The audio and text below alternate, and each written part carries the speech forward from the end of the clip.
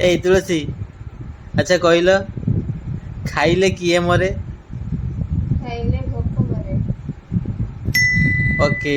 ପବନ ପାଇଲେ କିଏ ମରେ? ଦେହର ଝାଳ ମରେ। ରାଇଟ୍। ସେ ପକ୍ଷୀ ନୁହେଁ କିନ୍ତୁ ଆକାଶରେ ଉଡ଼େ।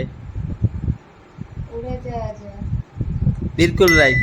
କହିଲ, ମୂଷା କିନ୍ତୁ ଗାତରେ ରୁହେନି, ସେ କେଉଁ ମୂଷା?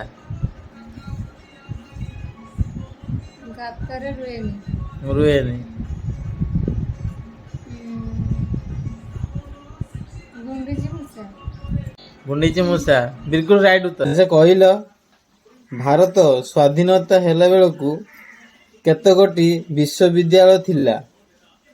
ଅପସନ୍ ହେଉଛି କ ରେ 5ଟା, ଖ 15ଟା, ଗ 12ଟା, ଘ 17ଟା। କେତୋଟି ଥିଲା? କହୁଛି କେତୋଟି? ହଁ 17ଟି ଥିଲା। 17ଟି।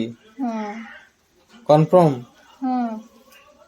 ଚାହିଁଲେ ଅପସନ୍ ଚେଞ୍ଜ କରିପାରିବ। ନା 17ଟି ଥିଲା। 17ଟି। 17ଟି ବିଲକୁଲ ରାଇଟ୍ ଉତ୍ତର।